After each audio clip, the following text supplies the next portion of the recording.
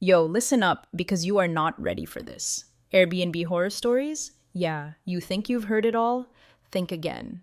This one is going to crawl under your skin and stay there. Hit that subscribe button right now, smash it, and drop your jaw in the comments because this is a betrayal tale that's going to redefine the word brutal. It's been a month since my life went full on dumpster fire. My wife, Jennifer, confessed to a drunken hookup, not with one, but two guys. Upstate New York, our supposed romantic escape to the Catskills. Even whispering the words feels like a scene from some sick indie movie, not my real life. 11 years, man. 11 years invested, two rings exchanged, and then this. For the past 5 years, Jennifer's been battling a monster. Depression, career dissatisfaction, the whole millennial angst package. I was there, her goddamn rock, trying to be the supportive husband, the understanding partner. But being a human emotional crutch for half a decade, let me tell you, it grinds you down. She started turning to the bottle, using wine like it was liquid Prozac, trying to drown out the noise in her head. Couples therapy? Check. The brilliant therapist's advice: chase your dreams together. Reignite the spark. Jennifer had this fantasy about ditching the city grind, going off grid, opening a goddamn goat cheese farm in the Hudson Valley. So, like a lovesick fool, I went along with it. Career suicide financially? Absolutely. But she'd always championed my insane tech startup dreams, so I figured, what's good for the goose, right? 4 months into our rustic upstate adventure, her depression hit rock bottom. One night, we met these weekenders from the city at a local dive bar in Woodstock. Too many craft beers and whiskey shots later, we're back at their rented cabin. Innocent board games? Yeah, right. That innocent board game morphed into a twisted game of truth or dare, fueled by cheap thrills and bad decisions. And then I saw it, the moment my gut twisted into a knot of ice. My wife, Jennifer, making out full-on tonsil hockey with some random dude in a band t-shirt right in front of my face. Just a game, she slurred, eyes glazed over, but the lie hung in the air, thick and suffocating. Something inside me just snapped, like a dry twig under a boot. We bolted from that cabin like it was on fire. Back at our own rented place, the shock was a physical thing, a punch to the solar plexus. Later that night, the kind of later where the sky is starting to lighten, around 4 a.m., I woke up drenched in sweat. Empty space beside me in the bed. And my phone? Gone. Vanished. A cold, creeping dread snaked its way into my stomach. Was she in the kitchen, secretly scrolling through my texts, looking for what? I don't know. But something felt profoundly, terrifyingly wrong. Panic, raw and primal, clawed at my throat. I tore through that cabin like a maniac, flipping cushions, checking closets, even looked outside in the pre-dawn gloom. Nothing. Jennifer was gone. My phone was gone. I was stranded alone in the middle of nowhere with my imagination conjuring up every horror movie scenario imaginable.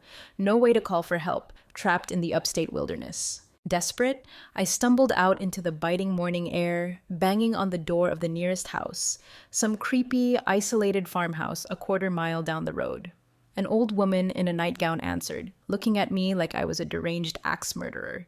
Minutes stretched into an eternity as I waited, shivering in the cold, imagining car crashes, abductions, some Deliverance-style nightmare playing out in real time.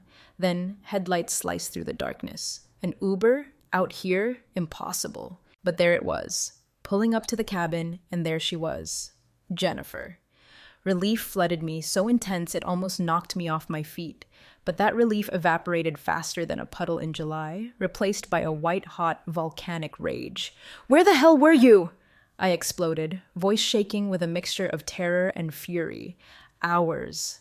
Hours I'd spent sick with worry, picturing her mangled in a ditch, kidnapped by some backwoods psycho. Her story? She'd left her phone at the other cabin, used mine to call an Uber back, didn't wake me because I was dead asleep, snoring like a hibernating bear. Yeah. Right. The stench of bullshit was overpowering. I pressed her, hard, voice like ice. Why the hell did it take so long at that cabin? First, the classic, I just fell asleep. Give me a break. Then, one of the guys had my phone, insisted I stay until morning to get it back. Red flags were waving like Kwang Kwan Bing in my brain. I told her, every word dripping with venom, that I was going back there, right now. Confront them, get the truth. That's when her carefully constructed house of lies began to crumble. She admitted to more than just kissing. hinted at something darker, something twisted, something that made my blood run cold. Betrayal and rage became a toxic cocktail, churning in my gut, threatening to erupt. I had to know the truth, the whole goddamn ugly truth, even if it ripped my soul apart. Ignoring her pathetic sobs, her desperate pleas to stop, I grabbed my keys, punched in the address of that cabin into my phone, her phone, ironically, and called another Uber. Found a thick, gnarled tree branch lying by the side of the road, a solid piece of oak, just in case things got physical. Knocked on the door, hard enough to rattle the cheap frame. The door creaked open, and there he was. Not band t-shirt dude, the other one, the quieter, creepier one with the unsettling eyes. He tried to slam the door in my face, but adrenaline surged, and I jammed my foot in the doorway, bracing myself. Pushed it open, splintering the cheap wood, branch raised like a weapon. "Tell me what the hell happened," I snarled, voice a low growl of barely contained violence. Even though Jennifer hadn't confessed the full extent of her depravity, I knew, deep down in the pit of my stomach, it was catastrophic. He hesitated, eyes darting around like a trapped rat. Then the words spilled out, a disgusting torrent of details I didn't want to hear, but needed to know. Not just kissing, intimate with both of them. At the same damn time. He swore up and down it was her choice, her idea even, like he was some innocent bystander caught in her sexual hurricane. He even had the audacity to show me photos on his phone, like some kind of sick, depraved trophy. My wife Jennifer, smiling, laughing, eyes bright, not with drunken confusion, but with genuine enjoyment. A willing participant in her own damn humiliation. My stomach lurched, bile rising in my throat, hot and acidic. I drove back to our cabin in a daze, the photos burned onto my retinas, a brand of shame and disgust that I knew would never fade. Confronted her again, the oak branch still clutched in my hand, a silent threat. This time, the dam finally broke. The full, stomach-churning confession poured out of her, a torrent of tears and pathetic apologies, excuses, and self-flagellation. She hadn't just gone back for her phone. She'd gone back for more. Continued the party, fueled by more booze, maybe even drugs. God only knows what depravity went down in that farmhouse. Make-out dude, then creepy quiet dude joined in. Bedroom door closed. "Things just escalated," she whimpered, like she was describing a minor fender bender, not a catastrophic betrayal that ripped the heart out of our marriage. Apparently, the Jersey girl and the third tourist, some silent, voyeuristic observer, just watched the whole sickening spectacle unfold like it was some twisted form of entertainment. Jennifer's pathetic, predictable excuse. Alcohol. Always alcohol. I reminded her, voice flat and devoid of emotion. "You can't keep playing the alcohol card, Jennifer. It's worn out, it's pathetic, and it's not going to work anymore." Our finances were already hemorrhaging from this ridiculous, self-indulgent trip, all for her damn self-discovery. And this was the reward for my sacrifice? Our relationship, the one I'd cherished, the one I'd believed in with every fiber of my being, the one I thought was unbreakable, was shattered, vaporized, reduced to nothing but ashes and bitter regret. We'd been each other's anchors through every storm life threw at us, always laughing, always there, always us. She swore. Through her hiccuping sobs, it wasn't about a lack of love or wanting to end our marriage. "Escaping the darkness," she choked out, the words barely audible. "Reliving a time when I felt free." "Regret," she mumbled, like it was some magic word that could erase the horror show she'd created. Desperate, pathetic pleas to rebuild, to start over, to somehow glue the shattered pieces of our life back together. I understood her pain, her demons. I did. But how could anyone with a shred of decency casually incinerate a loving, committed relationship like ours for a fleeting, drunken moment of depraved oblivion? Despite her tearful, groveling begging, I booked the first goddamn flight back to JFK.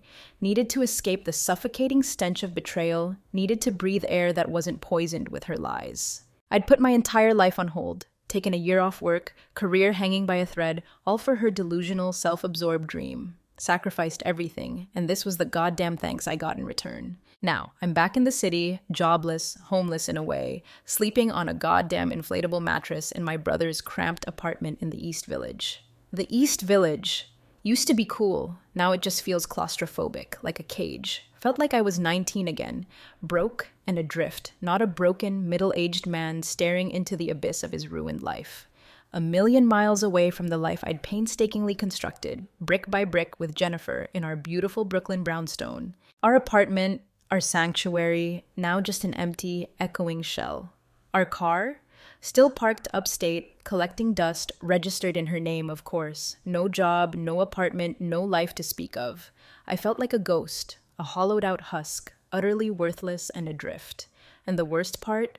The goddamn crushing weight of shame. Couldn't even bring myself to tell my family, my friends, the people who actually cared about me. The shame was a physical burden suffocating me, crushing my chest. Strangely, confessing to strangers online, to the faceless void of the internet, felt almost liberating.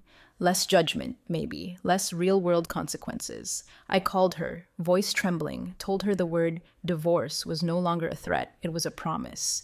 Divorce papers were coming, and they were coming fast. She lost it, predictably, hysterical, begging me to reconsider, to give her another chance, to work through it. Knew my family would unleash biblical fury if they ever found out the unvarnished truth. Right now, lost, directionless, numb. Not even sure what I want anymore, besides to crawl under a rock and disappear from the face of the earth. Advice? Yeah, maybe if anyone out there has been to this particular circle of hell and somehow crawled back out. Guidance? Doubt it. Mostly just need to scream into the void, to be heard, to know that I'm not completely losing my goddamn mind. Therapy starts next week because I feel like I'm unraveling, thread by agonizing thread, like a cheap sweater caught in a meat grinder. Grieving for a future that exploded in my face, a future I'd foolishly believed was set in stone. A future that now exists only in shards of broken dreams. She booked a flight back to the city, the second I dropped the divorce bomb, like some kind of pathetic, last-ditch attempt to salvage the unsalvageable. Promised rehab, promised intensive therapy, promised to transform into Mother Teresa overnight. Claims she gets it, finally takes full responsibility, blah, blah, blah. No kids, thank Christ for small mercies in this goddamn apocalypse. Just a house, our dream house in Brooklyn, now a toxic, contaminated zone. Family plans, scrapped, incinerated along with everything else that mattered. Everything is tainted, poisoned by the radioactive fallout of her betrayal, her depravity. I get it.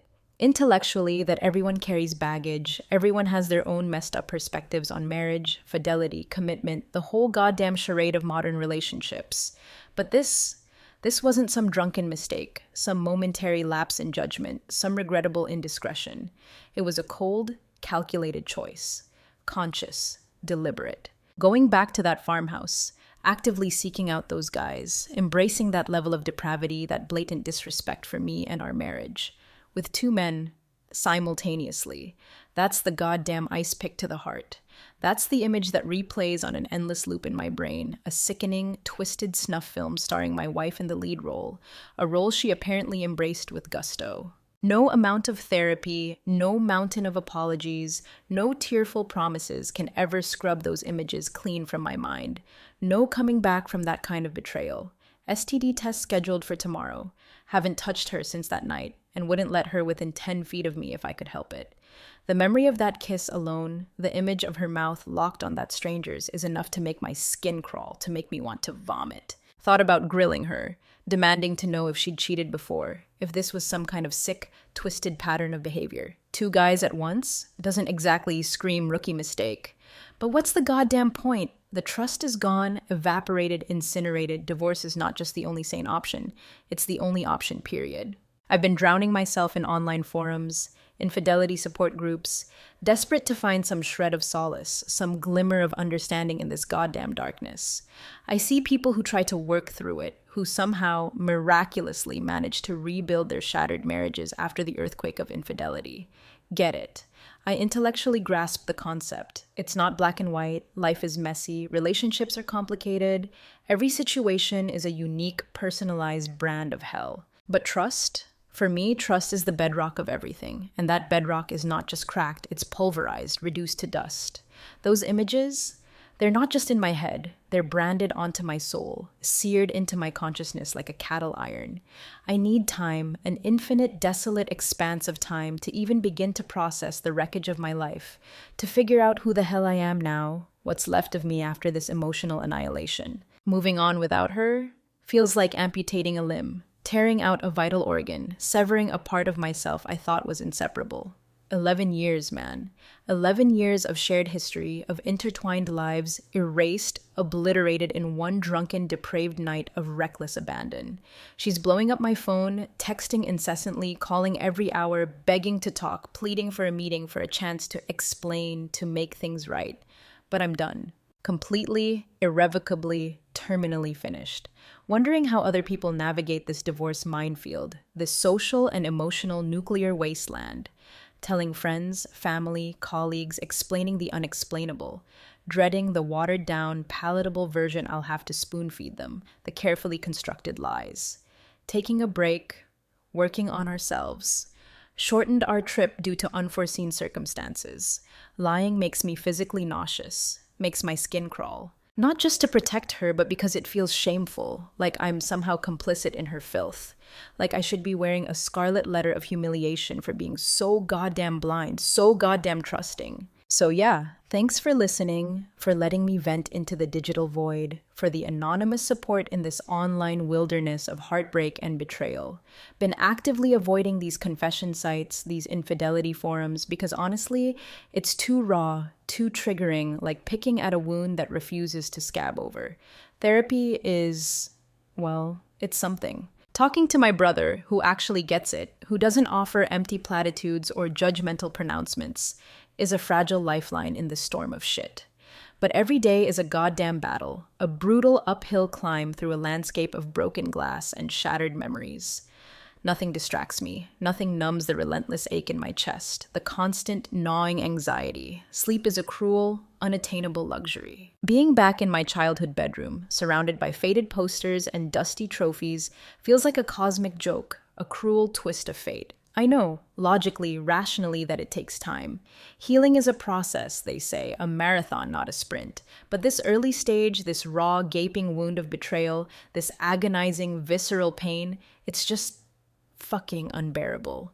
Yo, if you're still with me, still listening to this train wreck of a life, please, for the love of God, hit that subscribe button. Maybe, just maybe, knowing that someone out there is hearing my story, is acknowledging my pain, is bearing witness to my suffering, will make this agonizing, solitary journey through hell just a tiny bit less lonely. And drop a comment, let me know I'm not screaming into the void alone. Seriously, I need to know I'm not the only one who's been burned this badly.